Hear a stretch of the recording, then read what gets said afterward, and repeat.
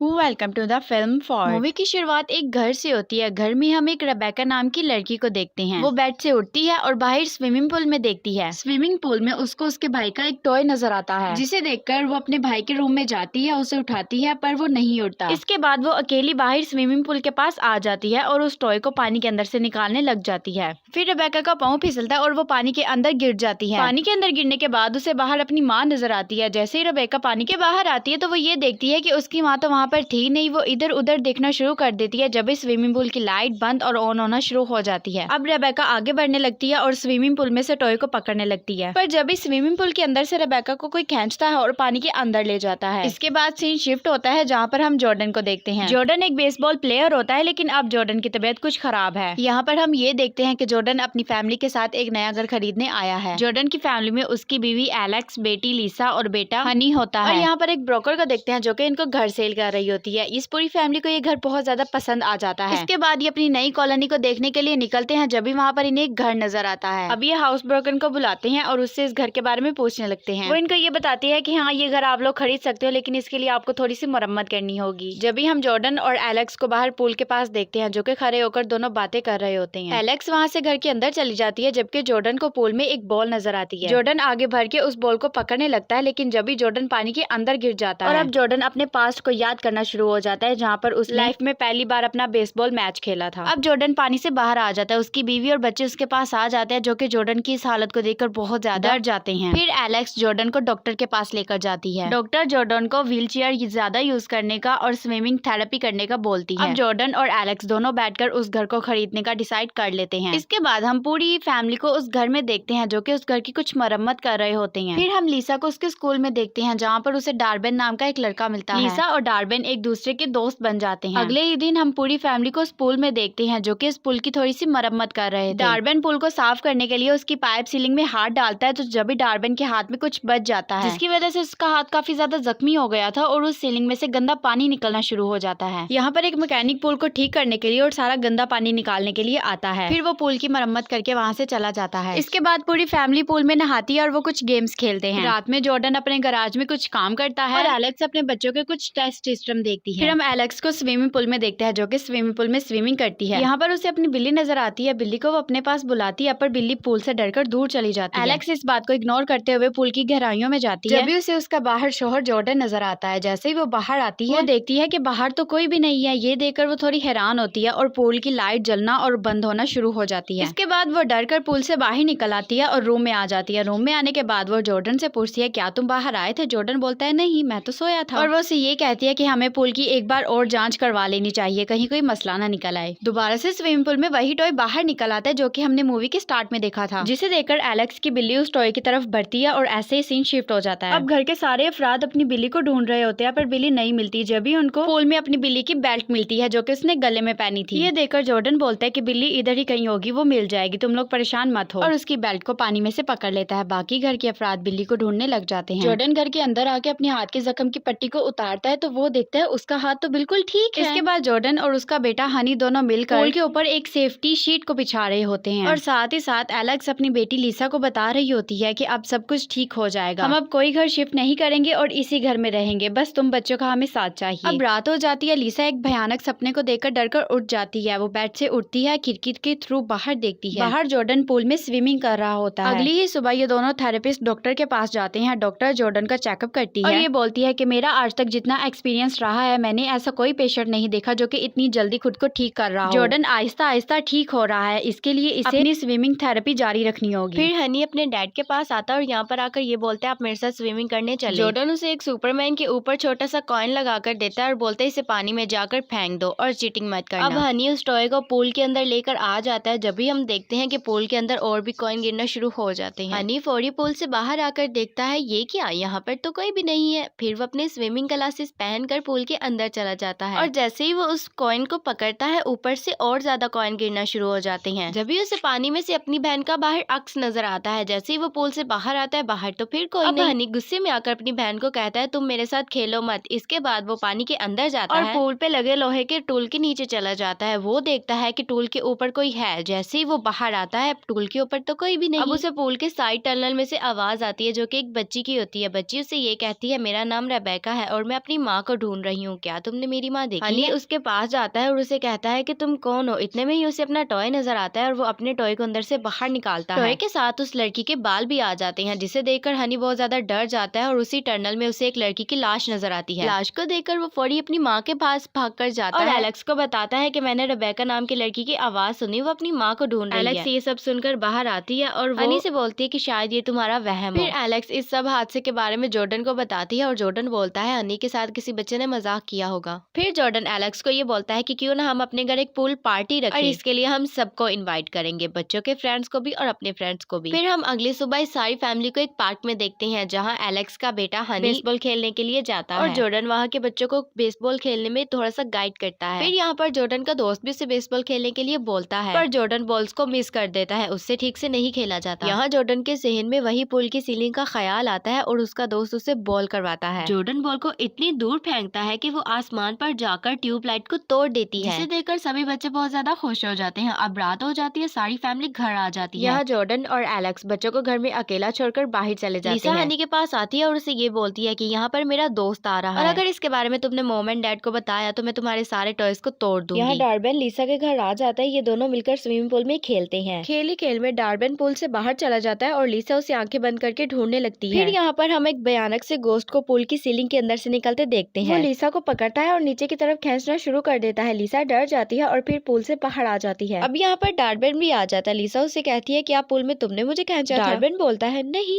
मैं तो यहाँ पर नहीं था। फिर हनी की आवाज आती है लिसा मॉम एंड डैड घर आ गए। डार्बन जल्दी से भाग के अपनी चीजें उठाकर लिसा के घर से चला जाता है। अब अगले दिन इनके घर में होती है पूल पार्टी। हनी लिसा के कमरे में आता है और उसका दरवाजा खटखटाता है। लिसा दरवाजा नहीं खोलती, जब भी हनी बोलता है कि मैं मॉम एंड डैड को तुम्हारे बॉयफ्रेंड के बारे में बता दूंगा, बाहर आओ मेरी बात सुनो। लिसा अब दरवाजा खोलती है। हनी बोलता है रात को तुमने पूल में कुछ देखा था? लिसा बोलती है कि मेरा पूल में सिर्फ पाँव फंस गया था, इस बार में मॉम एंड डैड को कुछ मत बताना। उस पूल ने हमारी जिंदगी बदल दी, जब से हम इस घर में आए हमारे साथ सब अच्छा हो रहा है, डैड भी ठीक हो रहा है, या तो तुम चुप रहना। अब इनके घर में पूल पार्टी शुरू हो जाती है। हनी अपने डैड के गैराज में आता है, वहाँ से एक कैमरा पकड़ता है और अपने रूम में चला जाता है। यहाँ एलेक्स की फ्रेंड्स भी आती है, जिन्हें एलेक्स बहुत अच्छे तरीके से वेलकम करती है। सभी पूल पार्टी में बहुत खुश होते हैं और बहुत मस्तियाँ कर रहे होते हैं। हनी वो कैमरा अपने रूम के अंदर लगा लेता है और उस कैमरे के थ्रू पूल को देखना शुरू हो जाता है। यहाँ एक बच्चा जॉर्डन के पास आता है और जॉर्डन के पास वही बॉल लेकर आता है जिससे जॉर्डन ने पार्क में ट्यूबलाइट जोड़ा था। जॉर्डन उस बॉल को देखता है, वो बॉल पूरे तरीके से फटी होती है। फिर वो उस पर अपना सिग्नेचर कर देता है और उस बच्चे को दे देता है और जॉर्डन उसी बच्चे के साथ पूल में खेलने के लिए चला जाता है। दूसरी तरफ हम एलेक्स को देखते हैं। हाउस की ब्रोकन से पूछती है इस घर के पूल के बारे में मैं तुमसे कुछ पूछना चाहती हूँ, जिसे 5 सालों से किसी ने भी यूज नहीं किया। फिर ब्रोकन एलेक्स को ये बताती है कि तुम इस घर को लेकर बहुत ज्यादा खुश थी, मैं तुम्हारी खुशी बर्बाद नहीं करना चाहती थी, इसीलिए मैंने तुम्हें हकीकत नहीं बताई। आज से काफी साल पहले एक रेबेका नाम की लड़की के साथ इस पुल में हादसा हुआ था। उसके बाद इस पुल को किसी ने भी इस्तेमाल नहीं किया। जब इसे शिफ्ट होता है और हम बाहर पुल की सीलिंग को देखते हैं, सीलिंग में से एक भयानक सी चीज निकलती है जो कि जॉर्डन पर भी होना शुरू हो जाती है। जॉर्डन खुद भी पानी के अंदर चला जाता है और एक बच्चे को भी ले जाता है। वो बच्चे को जोर से कस के पकड़ लेता है, जिससे बच्चे की सांस बंद होना शुरू हो जाती है। ये सीन हनी भी अपने रूम से देख रहा होता है और सभी लोग यहाँ पर भाग कर आते हैं। जॉर्डन और उस बच्चे को पूल से बाहर निकालते हैं। एलेक्स जॉर्डन को होश करवाती है। जब भी रात के वक्त सभी पार्टी में से एक एक करके जाना शुरू हो जाते हैं। एलेक्स ये देखकर बहुत ज्यादा परेशान होती है। अब एलेक्स डर के अपनी पूरी फैमिली को गाड़ी में बिठा लेती है और बोलती है हम लोग यहाँ से जाएंगे। जैसे ही वो गाड़ी को घर से दूर ले जाना शुरू हो जाती है, जॉर्डन की तबीयत खराब होना शुरू हो जाती है। अब वो जॉर्डन को कमरे में आकर लिटा देती है और बहुत परेशान होती है। जॉर्डन एलेक्स से ये कहता है कि मैं एक बार पूल में जाना चाहता हूँ। वो जॉर्डन को ना कर देती है और फिर अपनी बेटी के पास आती है। अपनी बेटी के पास आने के बाद वो अपनी बेटी को समझाती है कि तुम लोग परेशान मत हो, सब कुछ ठीक हो जाएगा। अगली सुबह एलेक्स रेबेका के बारे में रिसर्च करती है और उसकी फैमिली से मिलने के लिए निकल जाती है। वो उनके घर पहुंच जाती है, डोर नॉक करती है तो अंदर से ग्रे मतलब कि रेबेका की माँ निकलती है। एलेक्स ग्रे से रेबेका और उस पुल के बारे में पूछती है, जिस पर ग्रे बताती है कि वहाँ पर पहले एक झील होती थी, वो झील जादुई थी, वो लोगों की विशेष पूरी करती थी, जिसके बदले वो एक जान मांगती थी। वहाँ पर एक सोसाइटी बन गई और उस भरी सी झील के ऊपर एक छोटा सा पुल बन गया, जिसके अंदर झील का पानी आना शुरू हो गया। उन दिनों मेरा टॉम बेटा बहुत ज्यादा बीमार था। मैंने उस पुल से विश मांगी, जिसके बदले उसे जान चाहिए थी, और मैंने अपने टॉम बेटे को ठीक करने के लिए अपनी बेटी रेबेका की जान दे दी। इतना ही कहते ग्रे की तबीयत बहुत ज्यादा खराब होना शुरू हो जाती है और उस जगह पर गंदा पानी भी इकट्ठा होना शुरू हो जाता है। एलेक्स ये सब देखकर वहाँ से भाग जाती है। अब वो अपने घर जा रही होती है, जब भी वो अपना फोन पकड़ती है फोन स्विच ऑफ होता है क्योंकि फोन तो गीला हो गया था। इसके बाद हम लिसा और हनी को देखते हैं। वो स्कूल से वापस आए थे। लिसा अपनी मॉम को कॉल करती है बट नंबर स्विच ऑफ जा रहा होता है। दूसरी तरफ जॉर्डन भी नहा रहा होता है और उस पर बुरी ताकतें काबू पा लेती हैं। फिर हनी को अपनी बिल्ली की आवाजें आना शुरू हो जाती है। वो अपनी बिल्ली को ढूंढते ढूंढते पुल के पास आता है। वहाँ पे फायरी डक होती है। हनी को लगता है कि शायद इसमें है बिल्ली। जैसे ही वो डक को टर्न करता है तो हम फिर से उसी भयानक गोस्ट को देखते हैं। हनी को पानी के अंदर खींचकर गहराइयों में ले जाता है और पुल पर कवर आना शुरू हो जाता है। अभी यहाँ पर लिसा आती है, उस कवर को हटाने की कोशिश करती है। जब भी वहाँ पर एलेक्स भी आ जाती है, वो उस कवर को खोलती है और फिर पुल के अंदर छलांग लगा देती है। अब लिसा घर के अंदर अपने फादर की हेल्प लेने के लिए आती है, जब भी उसका पाँव फिसलता है और उसके हाथ में एक कान चुभ जाता है। फिर वहाँ पर जॉर्डन आ जाता है और वो लिसा को बहुत जोर से मारने लगता है। दूसरी तरफ एलेक्स पानी की गहराइयों में चली जाती है तो उसे वहाँ पर उसका बेटा हनी नजर आ जाता है। वो हनी को लेकर बाहर आ रही होती है, उसे रास्ता नजर नहीं आता। जब भी हम वहाँ पर रेबेका को देखते हैं, रेबेका एलेक्स को झील से बाहर निकलने का रास्ता बताती है और लिसा जॉर्डन से बच के उसके गैराज में आकर छुप जाती है। एलेक्स हनी को पानी के अंदर से बाहर ले आती है, जब भी वहाँ पर जॉर्डन आ जाता है। जॉर्डन गले से पकड़ के हवा में ले जाता है। जब भी पीछे से लिसा आती है और एक डंडे से जॉर्डन को मारती है। अब जॉर्डन को अपने पास्ट की कुछ यादें आना शुरू हो जाती है। जब भी लिसा कहती है कि डैड इस पूरी ताकत को खुद पे हावी होने मत दे। फिर जॉर्डन के अंदर से एक गंदा पानी निकलता है और वो अपने होशो हवास में आ जाता है। यहाँ पूल का पानी भी काला होने लगता है और हनी की भी तबीयत बहुत ज्यादा खराब होना शुरू हो जाती है, जिसे देखकर जॉर्डन अब समझ जाता है कि जान बचाने के लिए कुर्बानी देनी होगी। जॉर्डन पूल के अंदर चला जाता है और उसका बेटा हनी बिल्कुल ठीक हो जाता है। फिर सुबह हो जाती है। हम लिसा, एलेक्स और हनी को देखते हैं। ये तीनों इसी घर में रहने का फैसला करते हैं और इस पुल को हमेशा हमेशा के लिए बंद करवा देते हैं, ताकि इस पुल की बुरी ताकत किसी और पर हमला न कर दे। इस मूवी का यही पर एंड होता है। जिंगा लाला हू हा। फिल्म फॉर चैनल को लाइक एंड सब्सक्राइब करने के लिए शुक्रिया।